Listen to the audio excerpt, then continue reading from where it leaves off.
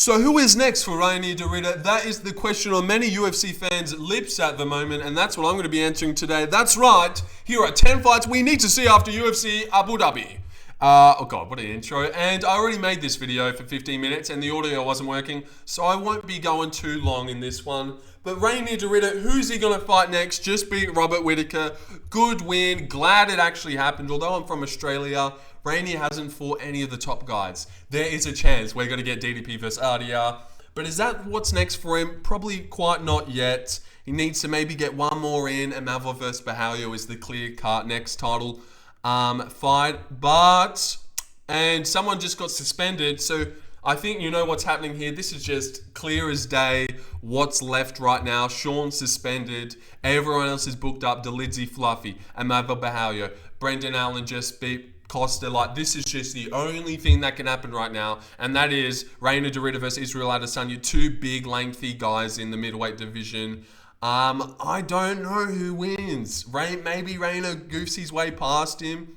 Drickus got his way past Rob and Izzy. But I'm kind of thinking Izzy wins. Early lean. If this fight was to get made, he's still impossible to get down. Amabov had no success in the grappling. Caught him with a big, fast, explosive strike. And I don't think Reinier can really do that. But maybe the knees are just so fucking powerful and OP that he just blitzes through Izzy with big knees to the body. Maybe that's what happens, but I don't think so. But RDR versus Izzy has got to go down at the end of the year, and Reinier's been staying pretty active, so I think we will be seeing this one shortly. And another one we'll be seeing shortly is Robert Whittaker losing in the main event. Sad, everyone loves him, but good for the division. He's already lost to Izzy and Hamzat and DDP. So having him at the top really doesn't do anything for us. So now it's time he invites someone else up the top. A second chance for this guy. And this just makes a ton of sense right now as well. Brendan Allen already complained that he doesn't want to fight Paulo Costa. Something about being a bitch or whatever. So what makes sense and what you could really see. Trajectory, Brendan's going this way. Rob's maybe going this way. They meet in the middle. Brendan Allen versus Robert Whittaker. It has to happen. That has to happen, and that's a great fight, and I reckon I get that one right. Scheduling-wise, that he fought last week. They've both beaten Vittori.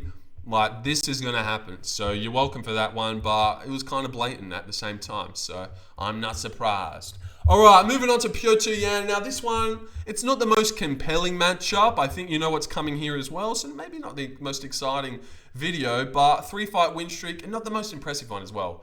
Figgy, Yudong, McGhee, a bit of a decision merchant is Petr Yan these days, but just because of how the division is at the moment, he should be fighting Merab next. It's all right to keep Petr on ice for a little bit. It's not like he's ridiculously active fighting every 4 months. You will see Petr Yan maybe every 6 months or so. So to wait for Merab, that makes sense. Merab's got no contender really. Umar's apparently fighting Mario. Who else would Petr Yan fight right now? If it wasn't to wait for the belt, there's no one. O'Malley rematch? They could actually do the O'Malley rematch, but I think O'Malley might be fighting Yudong. I'm not too sure, but Petr Yan versus Merab, you knew that one was coming, and that makes sense to just rack it up for Merab, rack in another title shot. Marcus McGhee lost to Petr Yan. It was a good fight, competitive, got his ass whooped a little bit towards the end, but you know, he never really was on that level, we don't think. So a good bounce back fight. I seen this guy's name in the division. I was like, yeah, that makes sense. Figgy versus Marcus McGhee. I actually wouldn't mind if they just all of a sudden did Marcus McGhee versus Davey Grant and like sink or swim. We'll take one old guy into the rankings. But this is a good bounce back fight. They both are coming off a loss against Petr Yan. They do. Oh wait. Oh wow, I forgot about the Corey fight. They both at least lost to Petr Yan. This just makes a lot of sense, I think, and would be a good scrap, and I reckon Marcus McGhee would win. Also think Robert will beat Brendan Allen too. Moving on to Shara Bullet getting a win against Marc Andre. Now this one, it kind of seems weird. Like, dude just scrapped out to Marc Andre. Should he really be getting a test like this? Not that it's a test. Marvin, and yeah, I just gave it away. Marvin's kind of going this way. I think this is the time to do Shara Magomedov versus Marvin Vittori. I swear he was there. Fuck's sake, I ruined it. And I went straight into Asu Almabayev. Just pretend you're looking at Marvin Vittori, guys, alright? That's the matchup we're doing. Shara versus Marvin. Marvin just fought last week. And Shara, I think he's called him out before. Also, they'd be like, yeah, Shara could maybe knock him out.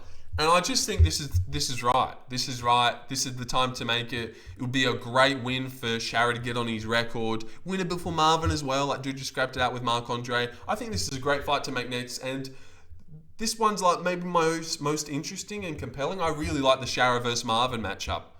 Like, he could maybe KO him. It's a good fight, I really do think. And another good fight is Asu Almabayev, who looks ridiculously toned there in his profile picture. He beats fucking hell, and it doesn't even have an arrow. But I'm just gonna have to get through this video, so it's time to type in who he's fighting next. It's Tagir Ulanbekov, guys. And we're gonna just have to search it. Starting now. Tagir Ulanbekov should be the next one. I think this makes sense. They both end in grappling match, and everyone is kind of booked at flyweight right now. I really think Tagir versus Asu Almabayev is the fight you make next. And I'll move on. I'll have to type out Bogdan Guskov. Sorry about this.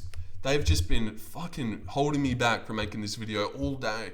Bogdan Guskov got a big win. Knocked out Nikita Krylov. This one makes a ton of sense as well. Just the next evolution. This guy's going down this way. This guy's going up this way. Maybe if it's Blachowicz. But I think, you know, what kind of makes sense here. And that's Jamal Hill. Jamal Hill will take on all comers.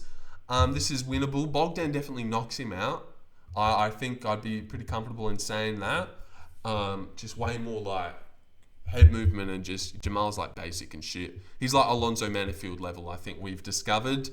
But yeah, I know Jamal will take this. Big power puncher ready to chin him. He loves it. He loves just getting back in there against the next tough guy. And yeah, I think this one makes sense. We'll move on to Muslim Salikhov. I'll have to type him out. Fucking hell, bro. Why is it doing that, you know? Muslim Salikhov got a win. Look at him.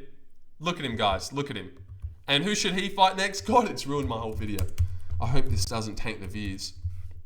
Jake Matthews. Muslim Salikhov's versus Jake Matthews. That's what should happen next. They're both on a 3-fight win streak in the welterweight division. And then whoever wins definitely deserves like a ranked guy, like a Gilbert or you know, Neil Magny kind of. Just that next step up. And last but not least, Davey Grant. This one wasn't the most interesting or the one that just sticks out, but I just thought, yeah, I'll match him up. Here, have a look at him. Sorry. There he is, guys. Davey. And Davey should fight. God, just a shitty ending to the end of the video, but that's all right. There's Kyler Phillips. I know it's not my most like, oh, you have to see that. But when I looked at the rankings, I was like, yeah, I can see that happening. Next step up kind of thing. So yeah, that's it. And I wish the video got to go along a little bit more smoothly. And I know I only went for 8 minutes this time, which is not usually like most of my videos, but I already filmed this for 15 minutes. The audio cut out. I shat the dick. Couldn't do it. And then I went to refilm it. That one went for 5 minutes until I ran into the arrow thing that you just seen. Like, I can breeze through and show you the next fighter, but all of a sudden I get to one guy and the arrow doesn't work for him. Who was it? Was it Asu Almabayev?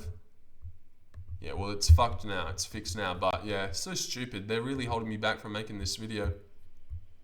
But yeah, that's it. And I think I'll keep it going until at least the 10-minute mark. I don't know how I'm going to do that because I'm a minute 20 away. But I just think an 8-minute video for what this is, like, it needs to be at least 10. That looks like a respectable video. So I'm just going to shit talk my way through 2 minutes here. I know I didn't do an event recap, but I went 8-4 on the card.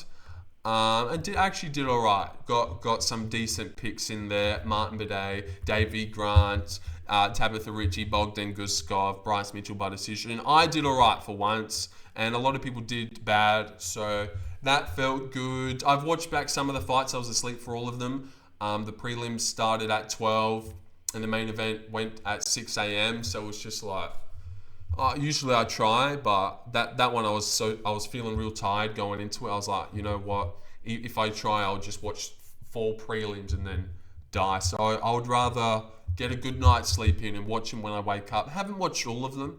Watched the Shara Marc-Andre one, the Asu Jose Shoal one. Yet to actually watch McGhee versus Yan, so I'll get around to that. I watched the Guskov KO. That was nice and clean. Richie's knockout was weird. The Yaya fight I haven't actually got to yet, but I've seen a montage of the knockdowns, and yeah, it was a pretty good card.